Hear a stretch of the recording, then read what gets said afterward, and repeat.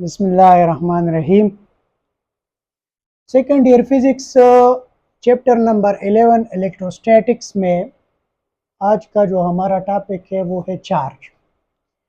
Charge के ऊपर अब हम बात करेंगे कि ये चार्ज क्या चीज़ है, और अगर आप चार्ज को सीख लेंगे तो चार्ज के बाद चार्ज के ऊपर जितनी भी डिस्कशन है वो आप लोगों को फिर आसान लगेगा। अच्छा, ये सेकंड ईयर फिज़िक्स में तकरीबन चैप्टर नंबर 11 से लेकर 15 तक हमारे पास जो डिस्कशन है वो सारा चार्ज के इर्द गिर्द घूम रहा है। तो सबसे पहली बात ये है कि इलेक्ट्रोस्टैटिक क्या चीज़ है। जिस तरह ये चैप्टर का नाम है, electro mean charge and statics mean rest. अगर हम चार्ज को रेस्ट में स्टडी करना शुरू कर दें, इसको हम फिर इलेक्ट्रोस्टैटिक्स कहते हैं। और फिर चार्ज के बारे में बहुत सारी चीज़ें हैं, यानी चार्ज अगर रेस्ट में हो तो इलेक्ट्रोस्टैटिक है, अगर मूवमेंट करे यूनिफॉर्म मोशन के साथ तो फिर ये करंट हमें देता है। और चार्ज अगर रेस्ट में हो तो इसके ऊपर हम कूलम्स लॉ अप्लाई करेंगे, और अगर यूनिफॉर्म मोशन में हो तो फिर हम जो ओहम्स लॉ है वो अप्लाई कर सकते हैं। और अगर ये एक्सेलरेशन में आ जाए और एनर्जी रेडिएट करना शुरू कर दे तो फिर हम इसको मैक्सवेल इक्वेशंस के साथ ट्रीट करते हैं। तो सॉरी, चार्ज क्या चीज़ है, चार्ज के बारे में मैं आप लोगों को डिटेल कंसेप्ट देता हूँ और मुख्तलिफ एंगल से इसको स्टडी करेंगे ताकि आप लोगों का कंसेप्ट चार्ज के लिहाज से मुकम्मल क्लियर हो जाए। अच्छा, अगर हम डिफाइन करें तो एनी थिंग या an agent which produce attraction or repulsion within a body। हर वो चीज़ जो किसी बॉडी में अट्रैक्शन या रिपल्शन पैदा कर ले उसको हम चार्ज कहते हैं। Any thing which produce attraction or repulsion within a body is called charge, is called charge। अच्छा, चार्ज को हम रिप्रेजेंट कर सकते हैं। रिप्रेजेंटेशन ऑफ चार्ज क्या है, कैपिटल क्यू या स्मॉल क्यू दोनों से रिप्रेजेंट कर सकते हैं। फिर इसमें जो डिफरेंशिएशन है वो फिर आप लोगों को मैं बता दूंगा कि कब हम इसको क्यू से रिप्रेजेंट करते हैं, कब कैपिटल क्यू से रिप्रेजेंट करते हैं। आते हैं चार्ज के प्रोडक्शन के ऊपर। चार्ज प्रोडक्शन जो है वो किस तरह होता है या चार्ज किस तरह आता है, और इसका जो डिफिनीशन है इसको हम प्रूव करेंगे कि किस तरह अट्रैक्शन और रिपल्शन किसी बॉडी में पैदा होता है चार्ज की वजह से। और फिर चार्ज की जो डीप कॉन्सेप्ट है उसके बारे में हम फिर डिस्कशन करेंगे। अच्छा, हिस्टोरिकली अगर हम चार्ज के प्रोडक्शन को देखें तो सबसे पहले ये चार्ज के बारे में गिलबर्ट ने बात की थी, जो तकरीबन 1500 से लेकर 1600 तक के दरमियान में ये डिस्कशन थी। तो 1500 से लेकर 1600 तक हमारे पास एक फिजिस्ट था जो कि गिलबर्ट नाम था, जिसका गिलबर्ट। इसने एक एक्सपेरिमेंट किया हुआ था,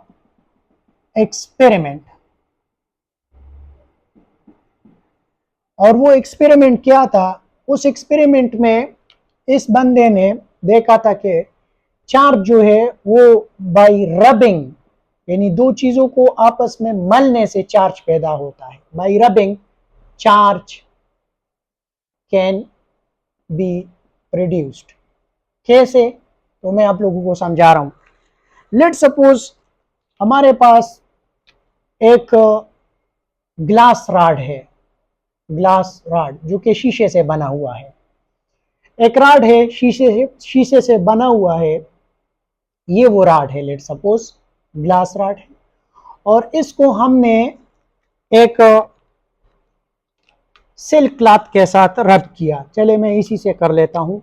सिल्क क्लॉथ के साथ हमने इसको रब किया।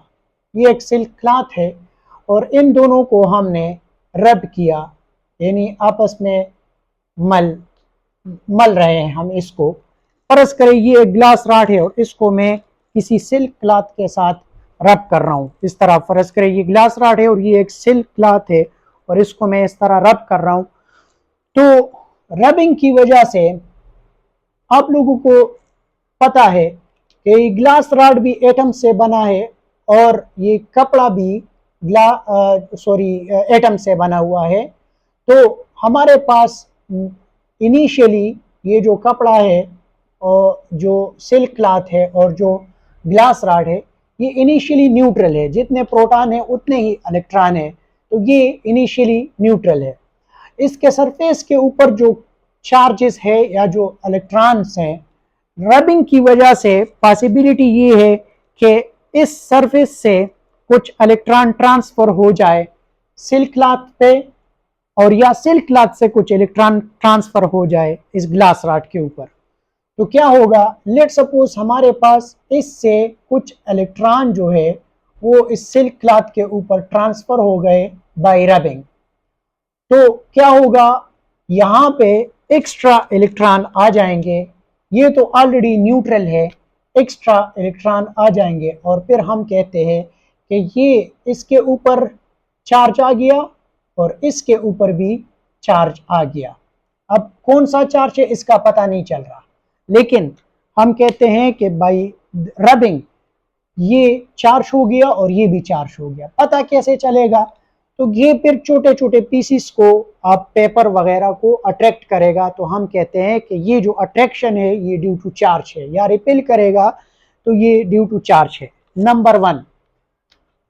अब और से देखे दूसरा, लेट सपोज एक दूसरा रॉड मैं ले रहा हूं, एबोनेट रॉड, जो कि खास किस्म का एक लकड़ी से बना हुआ एक रॉड है, एबोनेट रॉड, और उसको मैं रब कर रहा हूं किसी एनिमल फर के साथ। एनिमल फर के साथ यानी वो चमड़ा जिसके ऊपर बाल हो, जैसे कैट और शीप वगैरह का।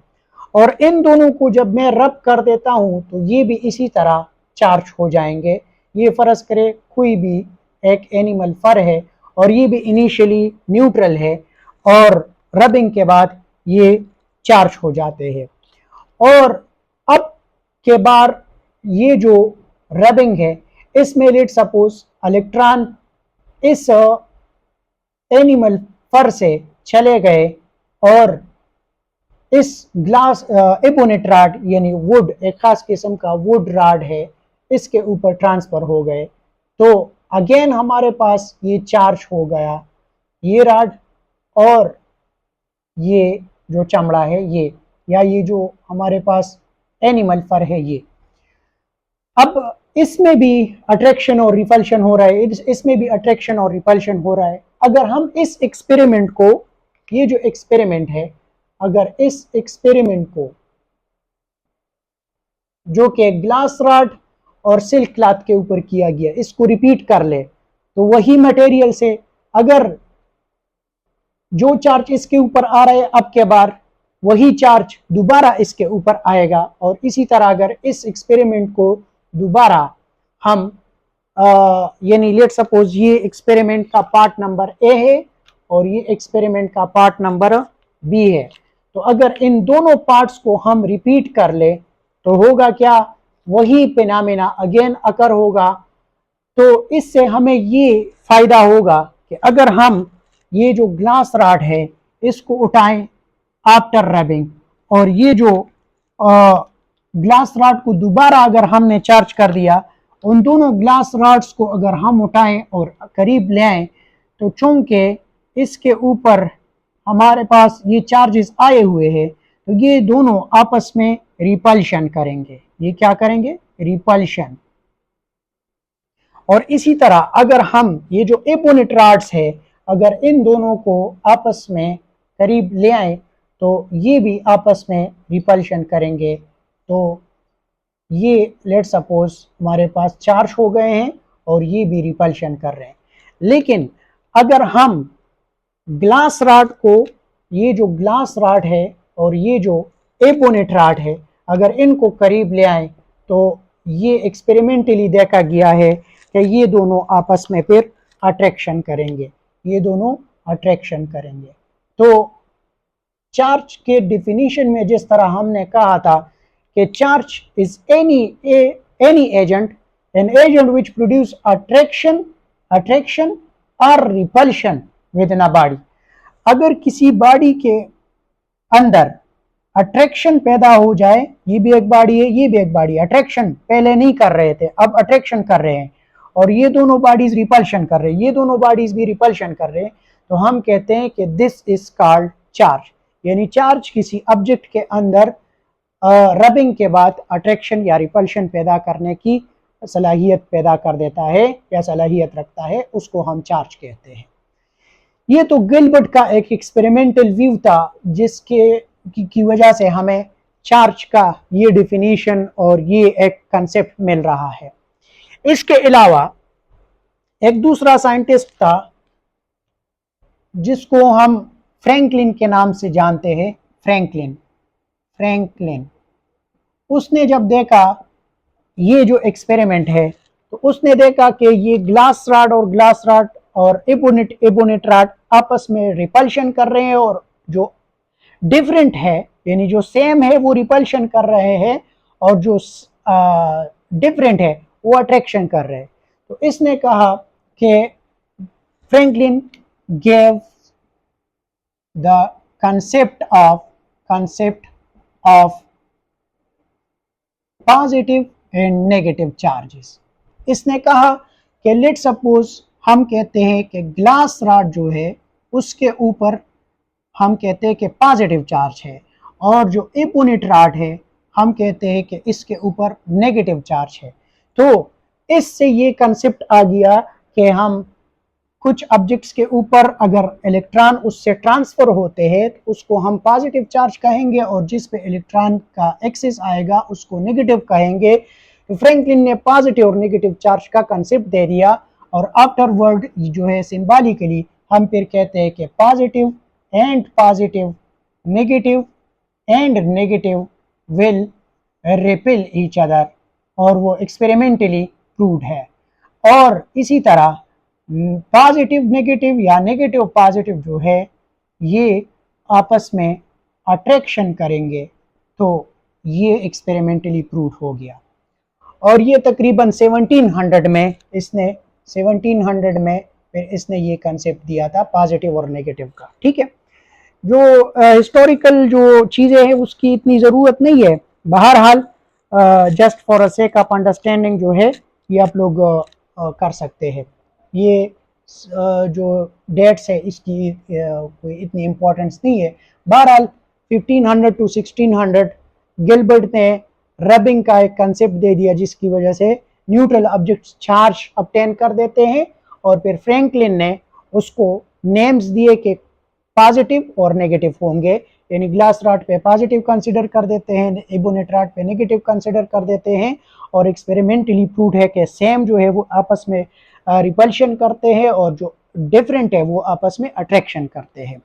इसके बाद एक तीसरा साइंटिस्ट या फिजिस्ट आ गया 1700 के बाद, आफ्टर 1700 या 1700 ही में, जिसका नाम था कूलम। और कूलम्स इलेक्ट्रोस्टैटिक्स लॉ या Coulomb's law of electrostatic forces between charges. इसने फिर कहा कि जो चार्जेस है उनके दरमियान जो अट्रैक्शन और रिपल्शन हो रहा है वो एक्चुअली फोर्सेस है, और ये फोर्स कितना होगा ये सक्सेसफुली जो है ये कूलम ने इसको पेश किया तकरीबन 1785 में। ठीक है, तो अगेन मैं कह रहा हूँ इनकी कोई ज़रूरत नहीं है, just for sake of interest आप लोगों को कह रहा हूँ। तो गिलबर्ट ने रबिंग का कंसेप्ट दे दिया, और फ्रैंकलिन ने उसको नेम्स दे दिए, और कूलम्स ने उसके उन तमाम चार्जेस के लिए एक लॉ डिवाइस कर दिया कि जो चार्जेस है वो अट्रैक्शन या रिपल्शन करेंगे, तो कितना अट्रैक्शन और कितना रिपल्शन करेंगे वो उसने डिस्कवर कर दिया और उसने स्टेटमेंट दे दी। अच्छा, जो चार्ज है उसको हम क्यू से रिप्रेजेंट करते हैं और यूनिट ऑफ चार्ज जो है वो फिर हम कहते हैं कि वो कूलम है। यूनिट ऑफ चार्ज जो है वो कूलम है।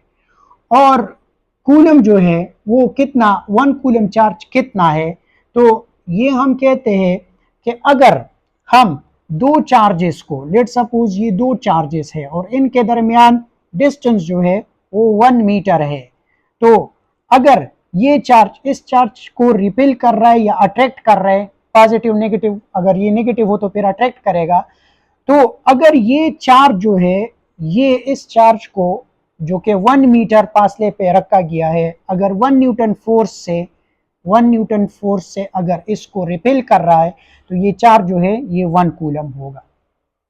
या दूसरा कंसेप्ट जो है 1 कूलम कितने के बराबर होगा, यानी हम कहते हैं कर 1 न्यूटन फोर्स के जरिए से हम 1 न्यूटन फोर्स के जरिए से अगर कोई चार्ज दूसरे चार्ज को अट्रैक्ट या रिपेल कर रहे जो कि 1 मीटर फासले पर पड़े हो, 1 मीटर kept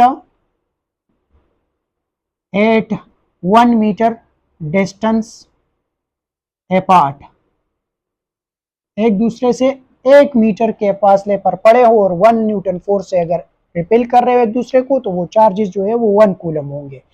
दूसरा कंसेप्ट जो है वो ये है कि 1 कूलम चार्ज क्या है, अगर हमारे पास किसी कंडक्टर में जिसको हम किसी बैटरी या किसी भी एनर्जी सोर्स के साथ, इलेक्ट्रिकल एनर्जी सोर्स के साथ कनेक्ट कर लें और उसमें जो इलेक्ट्रॉन है जिसका फ्लो स्टार्ट हो जाएगा और ये करंट बन जाएगा, अगर इस कंडक्टर में चार्ज फ्लो कर रहा है तो वो चार्ज 1 कूलम होगा। कब?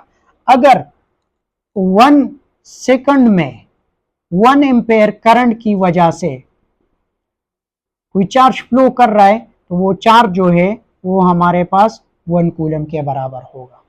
ठीक है, तो 1 कूलम चार्ज कितना है, हम सिंपली इसको इस तरह कह सकते हैं कि अगर किसी कंडक्टर में 1 सेकंड में 1 एम्पेयर करंट की वजह से चार्ज फ्लो कर रहा है तो वो चार्ज 1 कूलम होगा। या अगर किसी दो चार्जेस के दरमियान डिस्टेंस जो है वो 1 मीटर हो और वो चार्ज 1 न्यूटन फोर्स के साथ दूसरे चार्ज को रिपेल या अट्रैक्ट कर रहा हो तो ये चार्ज फिर जो है वो हमारे पास 1 कूलम के बराबर होगा। ठीक है, अच्छा जी, अब सबको समझ आ गई। ठीक है, ये एक दूसरा कंसेप्ट है कि अगर हम चार्ज को एक दूसरे तरीके से स्टडी करना शुरू कर दे तो एक और आप लोगों को एक और एंगल से इसका जो डिटेल कंसेप्ट है वो भी आप लोगों को मैं अब दे रहा हूं। तो चार्ज का कंसेप्ट अगर आप लोग क्लियर कर लेंगे तो आगे जितने भी कंसेप्ट्स आएंगे, जितने टॉपिक्स आएंगे, वो टॉपिक्स जो है वो आप लोगों को फिर बहुत इजी होंगे। और अगर आप इस कंसेप्ट को नहीं सीखते तो फिर आप लोग आगे जाके कंफ्यूज रहेंगे मुकम्मल तौर पर। इस वजह से इस लेक्चर को गौर से देखें और डिटेल से इसको समझने की कोशिश करें।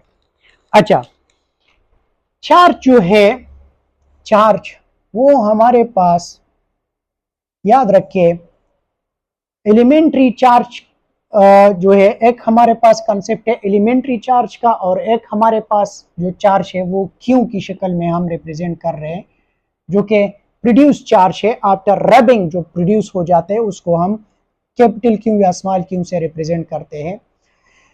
चार्ज जो है ये हमारे पास एक इंट्रिंसिक प्रॉपर्टी है, इंट्रिंसिक प्रॉपर्टी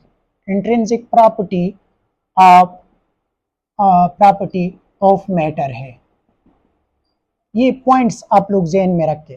जिस तरह हमारे पास मैटर की एक इंट्रिंसिक प्रॉपर्टी है मास, यानी मास के बगैर मैटर पॉसिबल नहीं है, इसी तरह हमारे पास जो चार्ज है ये भी एक इंट्रिंसिक प्रॉपर्टी ऑफ मैटर है, यानी हर मैटर में चार्ज मौजूद होता है। ठीक है, तो इस वजह से हम कहते हैं कि चार्ज जो है वो हमारे पास इंट्रिंसिक प्रॉपर्टी है ऑफ द मैटर। और बगैर चार्ज की जो मैटर है वो पॉसिबल नहीं है। यानी कोई भी आप एक मैटर ले ले, लेट सपोज ये कोई भी एक एटम है, तो इसके न्यूक्लियस के अंदर हमारे पास प्रोटॉन और न्यूट्रॉन होते हैं जो कि ये पॉजिटिव है, और इसके बाहर शेल्स में इलेक्ट्रॉन्स होते हैं जो कि नेगेटिव होते हैं। ये नेगेटिव होते हैं और ये पॉजिटिव होते हैं। ठीक है, तो हम कहते हैं कि जो चार्ज है उसके कुछ प्रॉपर्टीज है, वो प्रॉपर्टीज जो है उसके ऊपर हम बात कर रहे हैं, और उसके अलावा कुछ रूल्स रेगुलेशंस है वो चार्ज के ऊपर हम इस्तेमाल करते हैं। जैसे हमारे पास एक कंसेप्ट है, वो है जो चार्जेस है वो अट्रैक्शन या रिपल्शन करेंगे। यानी प्रॉपर्टीज ऑफ चार्जेस में अगर हम देखें प्रॉपर्टीज ऑफ चार्जेस में, तो हम कहते हैं number 1, charges will show attraction or repulsion। तो अभी आप लोगों ने एक्सपेरिमेंटली भी देखा कि कुछ चार्जेस जो है यानी positive positive same charges repel each other. Positive, या चले मैं सिंपल लिख देता हूं, same charges repel each other, repel each other. और जो पॉजिटिव जो डिफरेंट चार्जेस है या जो अपोजिट चार्जेस है, opposite charges attract each other,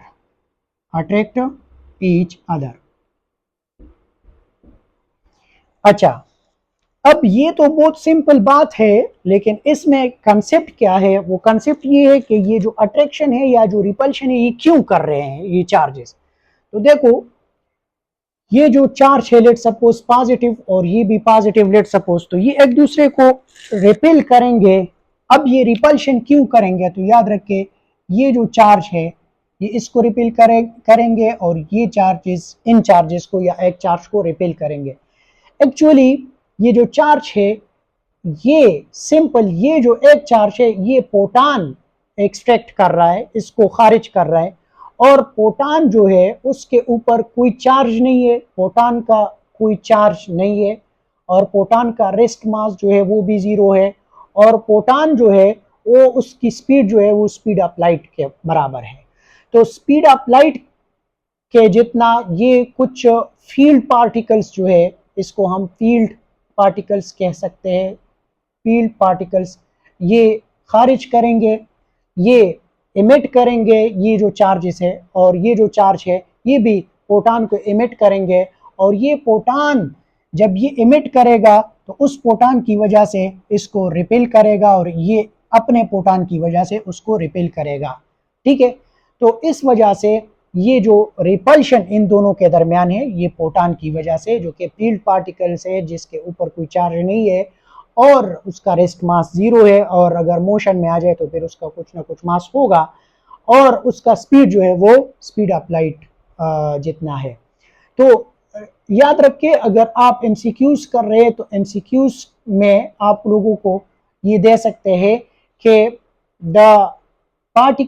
the field particle which is responsible for the electrostatic repulsion or attraction, that is photon, so photon is responsible for the electrostatic repulsion or attraction। इसी तरह अगर आप लोग गौर करें तो हमारे पास जो हमारे पास न्यूक्लियस है, लेट सपोज ये हमारे पास न्यूक्लियस है, तो इन न्यूक्लियस में प्रोटॉन होते हैं, न्यूट्रॉन होते हैं, और प्रोटॉन न्यूट्रॉन दोनों होते हैं। तो इन प्रोटॉन और प्रोटॉन के दरमियान, न्यूट्रॉन और न्यूट्रॉन के दरमियान, या प्रोटॉन और न्यूट्रॉन के दरमियान भी हमारे पास एक फोर्स क्रिएट हो जाता है जिसको हम न्यूक्लियर फोर्स कहते हैं, न्यूक्लियर फोर्स कहते हैं। ये एक अदर एमसीक्यूज है, एमसीक्यूज नंबर 2, ये एमसीक्यूज नंबर 1 हो गया।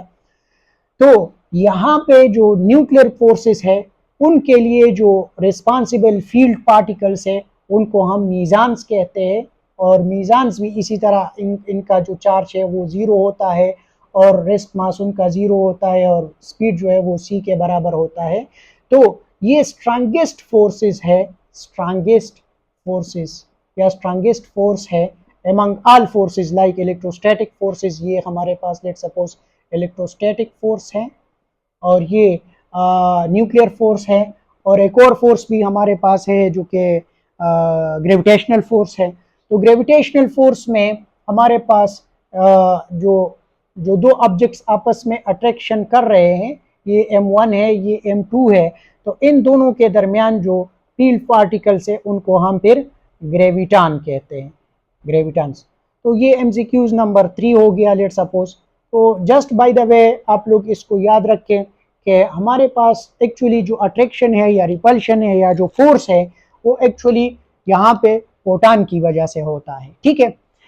अच्छा, नेक्स्ट जो हमारे पास प्रॉपर्टी है, इस वजह से, इस फोटॉन की वजह से ये same charges repel each other और opposite charges attract each other. और इससे पहले जो कंसेप्ट था उसमें मैंने आप लोगों को क्लियर करवाया कि वो हमारे पास एक्सपेरिमेंटली प्रूव था गिलबर्ट के एक्सपेरिमेंट से। दूसरी जो प्रॉपर्टी है वो हमारे पास है कि charge is always conserve, charge जो है वो हमारे पास कंजर्व होता है, ठीक है। यानी charge conservation, charge is conserved, यानी क्यों जो है चार्ज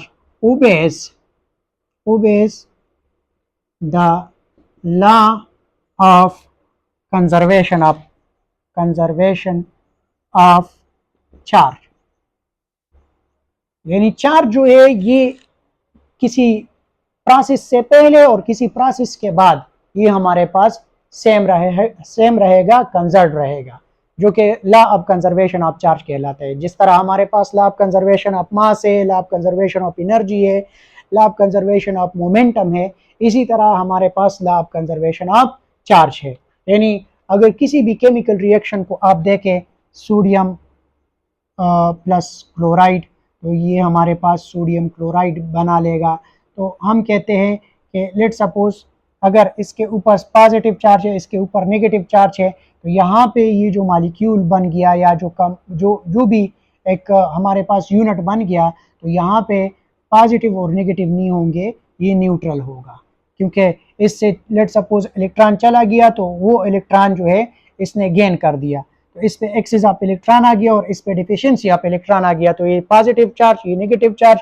यहाँ पे अगर दोनों को हम एड अप कर ले या देख ले, इनका जो नेट रिजल्ट है वो जीरो हो जाएगा। इसी तरह यहाँ पर भी वो नेट रिजल्ट जो है वो जीरो है। तो charge is conserve before the reaction and after the reaction. Simple बात ये है, ये केमिस्ट्री का पॉइंट ऑफ व्यू है, बहरहाल आप लोगों को इसका पता है। अच्छा जी, नेक्स्ट जो हमारे पास जो प्रॉपर्टी है वो है चार्ज इज क्वांटाइज्ड। अच्छा, ये बहुत इंपॉर्टेंट चीज है कि चार्ज हमेशा हमारे पास क्वांटाइज्ड रहेगा। और इसको हम एक और तरीके से भी कह सकते हैं कि चले मैं लिख देता हूं, फिर आप लोगों को बता देता हूं। Q is equal to NE, where Q is charge, N is integer and E is elementary charge, elementary charge. तो अब लोग यहाँ पे ये भी लिख सकते हैं इसके लिए कि हमारे पास जो चार्ज है वो the charge is the integral multiple of the elementary charge. ये आप लोग समझ जाएंगे कि एलिमेंट्री चार्ज कैसे कहते हैं। याद रखिए, अगर हमारे पास कोई भी एलिमेंट्री चार्ज है, याद रखिए एलिमेंट्री चार्ज का मतलब ये है कि चार्ज ऑन इलेक्ट्रॉन और चार्ज ऑन प्रोटॉन, जो कि सेम है, लेकिन ये E फॉर एलिमेंट्री चार्ज और E माइनस जो है ये इलेक्ट्रॉन को रिप्रेजेंट कर रहा है। तो याद रखिए, ये जो एलिमेंट्री चार्ज है, इलेक्ट्रॉन के ऊपर 1.602 मल्टीप्लाई बाय 10⁻⁻19 कूलम है, और माइनस इसके साथ हम लगाते हैं, और इसके ऊपर अगर लगाएं तो वो भी इतना ही है, लेकिन उसको हम पॉजिटिव कहते हैं। तो ये हमारे पास एलिमेंट्री चार्ज है जो कि एक इलेक्ट्रॉन या एक प्रोटॉन के ऊपर है। इसका मतलब ये है कि कोई भी चार्ज जो हमारे पास प्रोड्यूस होता है, वो चार्ज जो है वो हमारे पास 1E 2E 3e और इस तरह ne के बराबर होगा, यानी 1.5, 1.3, 1.6 या हाफ वगैरह हम नहीं कर सकते।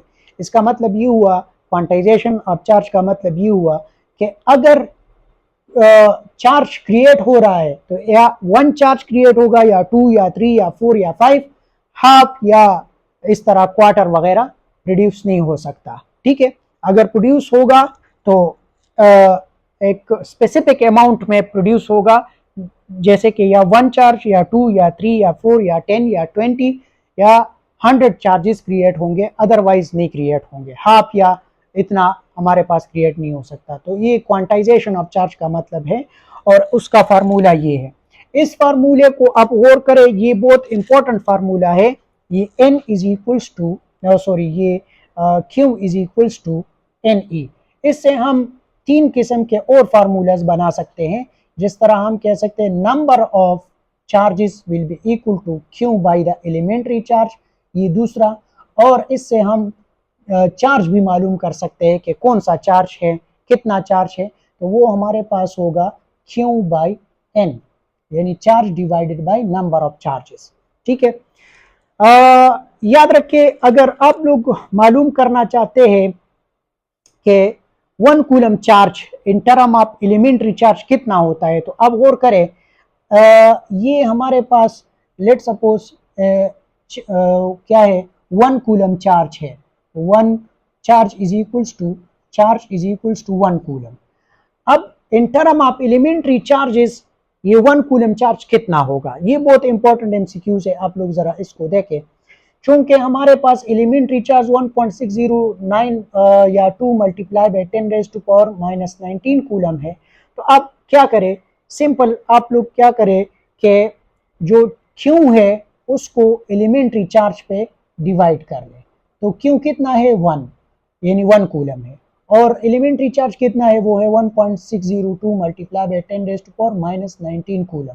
अगर आप इसको कैलकुलेटर से करें, आप लोग ज़रा करें, इसको कैलकुलेटर से करने के बाद आप लोग देख लेंगे, इससे जवाब आता है, कितना जवाब आता है ज़रा देखो, 1 coulomb divided by elementary charge 6.24 multiply by 10⁻18, 6.24 multiply by 10⁻18 charges, यानी ये 1 कूलम चार्ज जो है वो एलिमेंट्री चार्जेस में 6.24 मल्टीप्लाई बाय 10⁻18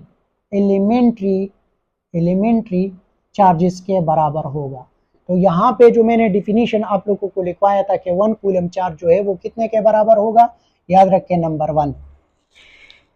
ये जो एलिमेंट्री चार्ज है मैं बता देता हूँ, फिर इसको रिमूव करते हैं और थोड़ा सा डिस्कशन और करते हैं, फिर ख़त्म कर देते हैं। ठीक है, लेकिन आप लोग गौर से ये सब चीज़ें एनालाइज कर ले।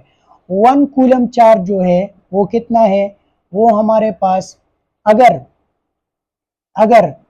वो 1 न्यूटन फोर्स लग रहा हो और चार्जेस जो है वो 1 मीटर डिस्टेंस पे पड़े हो, तो ये जो चार्ज है ये 1 कूलम होगा। फोर्स 1 न्यूटन फोर्स अगर लगा ले, एक चार्ज 1 न्यूटन फोर्स लगा रहा है किसी दूसरे चार्ज पर जो कि 1 मीटर डिस्टेंस पर है, तो वो चार्ज हमारे पास 1 कूलम होगा। और नंबर 2, 1 कूलम चार्ज कितना होगा, ये एमसीक्यूज नंबर 1 इसके लिहाज से, और ये एमसीक्यूज नंबर 2 हो गया इसके लिहाज से। अगर हमारे पास टाइम जो है, या चले करंट अगर हमारे पास 1 एम्पेयर हो, करंट 1 एम्पेयर हो और टाइम हमारे पास 1 सेकंड हो, तो चार्ज हमारे पास 1 कूलम होगा। तो सिंपल आप लोग ये कह सकते हैं कि अगर 1 सेकंड में 1 एम्पेयर करंट की वजह से किसी कंडक्टर के थ्रू चार्ज फ्लो कर रहा है, तो वो चार्ज जो है वो 1 कूलम होगा। और अगर मैं ये लिखूं, ये तीसरा जो एक पॉइंट मैंने आप लोगों को समझा दिया, ये तीसरा पॉइंट भी बहुत इंपॉर्टेंट है कि 1 कूलम चार्ज जो है वो कितना होगा, 1 कूलम चार्ज जो है वो 6.24 मल्टीप्लाई बाय 10⁻18 एलिमेंट्री चार्जेस के बराबर होगा। ठीक है, तो ये हमारे पास नेक्स्ट एमसीक्यूज हो गया। समझ आ गई आप सबको? अच्छा जी, एक और इसके ऊपर थोड़ा सा हम MCQs कर देते हैं, और वो MCQs जो है वो आसान है, बस उसको देख लें, और फिर अगर आप लोगों का कोई क्वेश्चन हो तो वो क्वेश्चन आप लोग कर लें, मैं आप लोगों को फिर समझा दूंगा। MCQs ये है कि जो ये फार्मूला हमने बना दिया Q is equal to N, जो NE है, इसके ज़रिए से हम अब इसके ऊपर थोड़ा सा एक MCQs बना लेते हैं, एक आधे MCQs कर देते हैं ताकि आप लोगों को आसानी हो। फर्ज करें एक MCQs है कि आप लोगों को कह रहे हैं कि is it possible that let suppose Q is equal to 17 multiply by 10 raise to the power, इधर मैंने एक MCQs जो है वो सॉल्व किया हुआ है, आप लोग उसको देखें। Is it possible to have this amount of charge on an object Q is equal to 17 multiplied by 10 raised to power minus 18 coulomb, इतना चार्ज किसी ऑब्जेक्ट के ऊपर पॉसिबल है कि नहीं? तो हम क्या करेंगे, सिंपली हम ये फार्मूला इस्तेमाल करेंगे कि Q is equals to NE, ठीक है। अब अगर हम सिंपल इसका जो इंटीजर्स हैं वो मालूम कर लें कि अगर N is equal to Q by E कर लें, तो अगर ये इंटीजर आ रहा है इसका आंसर, यानी फुल एक होल नंबर आ रहा है, फ्रैक्शन में नहीं आ रहा, तो इतना चार्ज पॉसिबल होगा, और अगर फ्रैक्शन में आ गया तो इतना चार्ज पॉसिबल नहीं होगा क्योंकि चार्ज इज क्वांटाइज्ड। तो इस फार्मूले से हम इसको इस तरह कर सकते हैं कि 17 multiply by 10 raised to power minus 18 divided by 1.602 multiply by 10 raised to power minus 19। अब आप लोग गौर करें, अगर मैं इसको सॉल्व करूं तो ये बहुत सिंपल हो जाएगा कि 17 multiply by 10 raised to power minus 18 plus 19 divided by 1.602, या चले मैं थोड़ा सा उसको और भी आसान कर देता हूँ, 17 multiply by 10 raised to power minus 18 divided by, और ये पॉइंट इधर शिफ्ट कर ले, ये 16 बन जाएगा, ये पॉइंट इधर मैंने शिफ्ट कर दिया, और ये 10 raised to the power minus 20 बन जाएगा, ये और भी कम हो जाएगा। तो अब इसको सॉल्व कर देते हैं, 17 divided by 16 multiply by 10 raised to power minus 18 plus 20। अब अगर आप 17 डिवाइडेड बाई 16 कर देते हैं तो इसका आंसर आप लोग जरा कैलकुलेटर से करें कि इसका आंसर क्या आता है। शाबाश, अच्छा जी, तो ये हमारे पास अगर हम इसको करें तो ये चले बस सिंपल कर देते हैं, n इज इक्वल्स टू ये 17 multiply by 10 raised to power 2 divided by 16, तो आप गौर करें 16 और ये 100 बन जाएगा divided by 16 is equal to 1700 divided by 16। अब लोग गौर करें ये फ्रैक्शन में आ रहा है answer, so this amount of charge is not possible on an object। क्यों? क्योंकि हमारे पास चार्ज का क्वांटाइज्ड होगा और यहाँ पे हमारे पास इंटीजर नहीं आ रहा है, फ्रैक्शन में आ रहा है। और इसके पैरेलल अगर हम एक दूसरा MCQs कर ले इसके ऊपर, तो दूसरा MCQs ये बन सकता है कि let suppose Q is equals to, एक दूसरा MCQs कर लेते हैं, यहाँ पे मैंने आप लोगों को ऑलरेडी सॉल्व भी करवाया है कि अगर हमारे पास, चले इधर तो नहीं लिखवाया है, ये जो पॉसिबल है ये ज़रा चेक कर देते हैं कि इतना पॉसिबल है कि नहीं पॉसिबल, चले खुद से एक दे देते हैं। ये हमारे पास let suppose 16 multiply by 10 raised to the power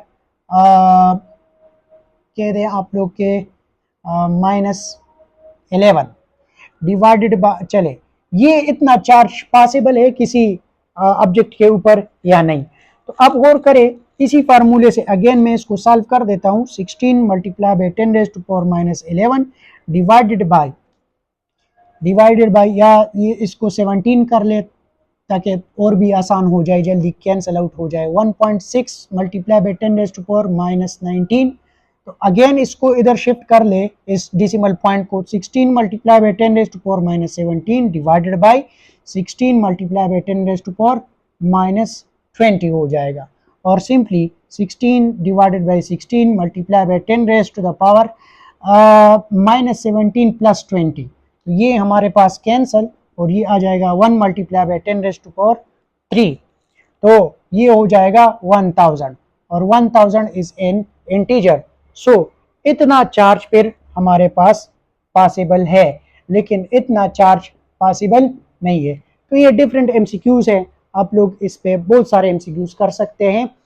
ये हमारे पास टोटल डिस्कशन थी चार्ज के ऊपर। बहुत सारी और चीज़ें भी है, आप इन दो कंसेप्ट को जहन में रख के कि रबिंग कंसेप्ट है, पॉजिटिव नेगेटिव बन जाते हैं, और उसके ऊपर जो है गिलबर्ट ने काम किया और उसने रबिंग का कंसेप्ट दे दिया। उसकी वजह से charge is an agent which produce attraction और repulsion within a body, और फिर फ्रैंकलिन ने उसको नेम्स दे दिए। फिर कूलम्स आ गया, उसके लिए एक लॉ जो है उसने फाइंड कर दिया और बता दिया। उसको फिर आगे लेक्चर्स में हम फिर कंटिन्यू करेंगे। और इसी तरह फिर ये जो चार्जेस है ये अट्रैक्शन रिपल्शन करते हैं, क्यों करते हैं? ये फोटॉन की वजह से करते हैं। आप लोगों को मैंने डिटेल से बता दिया। उनके कुछ प्रॉपर्टीज़ है, वो प्रॉपर्टीज़ में जो है वो अट्रैक्शन रिपल्शन करते हैं, क्वांटाइज है, कंजर्व है। और इसी तरह जो कुछ एमसीक्यूज़ है उसके रिगार्डिंग टू द चार्ज, वो भी हमने पढ़े। तो होप यू आर अंडरस्टैंडिंग, और अगर कोई क्वेश्चन है तो आप लोग कर सकते हैं। चलिए ठीक, थैंक यू वेरी मच।